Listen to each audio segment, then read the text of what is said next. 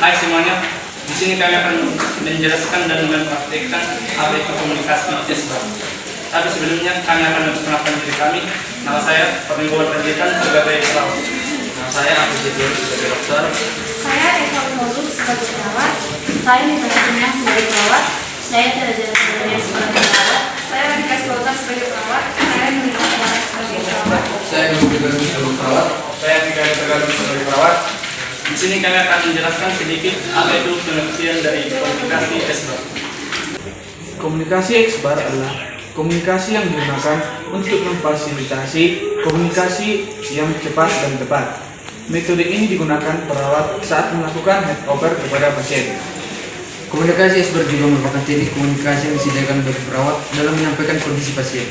Adapun langkah-langkah melakukan komunikasi SBAR yaitu: Yang pertama, S atau situation, yaitu perawat akan menyampaikan mengenai data tentang pasien, nama pasien, dan info medis pasien terakhir. Yang kedua, B atau background, perawat dapat menyampaikan latar belakang terkait dengan kondisi pasien saat ini, seperti alasan mengapa pasien masuk rumah sakit, tindakan yang sudah dilakukan, terapi yang sudah diberikan, dan juga perkembangan pasien. Yang ketiga, A atau assessment, perawat dapat menyampaikan hasil pengkajian atau analisis terkait kondisi pasien.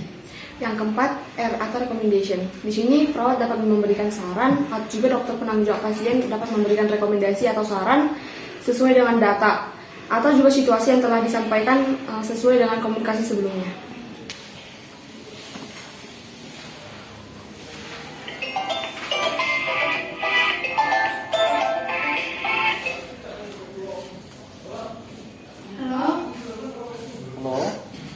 Halo dokter, selamat siang dok. Ya, selamat siang Bu. Perkenalkan, saya perawat Evangelio Toruk dari ruangan Melati.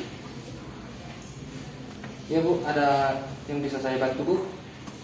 Ya dok, hari ini saya ingin menyampaikan terkait kondisi pasien, yaitu Tuan S. Saat ini pasien ada di bangsal perawatan dengan kondisi tekanan darah 160/80, denyut nadi 120 kali per menit, dan pernapasan 40 kali per menit. Dan ada juga bunyi napas tambahan dok, bunyi napas rongki. Kemudian hasil lab terbaru menunjukkan HB-nya 9 mg per desiliter. Bagaimana dengan diagnosa medisnya Bu? Untuk diagnosa medisnya, pasien masuk tanggal 20 September 2022.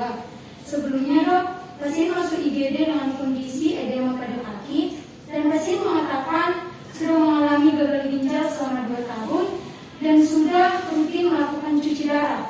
Tapi pada saat itu pasien merasakan lemas sehingga memutuskan untuk datang ke rumah sakit. Di IGD dok, pasien telah terpasang kateter dan diberikan oksigen 3 liter per menit. Kemudian di IGD juga sudah dilakukan observasi dok selama 15 menit dan didapatkan hasil pemeriksaan SAO2-nya 88%. Kemudian tekanan darahnya 130/100 mmHg. Kemudian frekuensi pernapasannya 28 kali per menit dan denyut nadinya 110 kali per menit. Setelah setengah jam kemudian, pasien baru ditransfer ke ruangan bangsal atau ruang perawatan dan sudah diperiksa oleh dokter DPJP-nya, dan pasien didiagnosa medis gagal ginjal kronik dok. Di ruangan juga sudah dilakukan tindakan pengobatan, yaitu injeksi lasik 3 kali 1 ampul dan injeksi IV untuk memantau urin output sebagai indikator dan ketidakseimbangan cairan elektrolitnya dok. Baik, apakah sudah ada pengkajian atau analisa dari perawat Bu? Iya dok, dari hasil analisa perawat dok, pasien mengalami gangguan pola pernapasan dan ketidakseimbangan cairan yang lebih dari yang dibutuhkan oleh tubuh pasien. Baik Bu, selanjutnya apakah ada tambahan dari perawatnya Bu? Iya dok, di sini kami menyarankan sesuai kondisi pasien tersebut, apakah kami harus mengganti oksigen pasien dengan oksigen non restricting mask dok? Baik Bu, kalau dari saya Bu, saran saya pasien diberikan oksigen non rebreathing mask 8 liter per menit.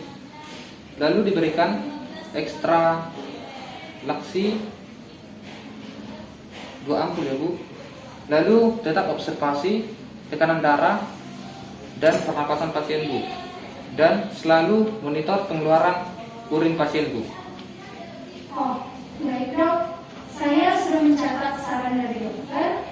Terima kasih untuk sarannya ya dok. Selamat siang dok. Selamat siang Bu.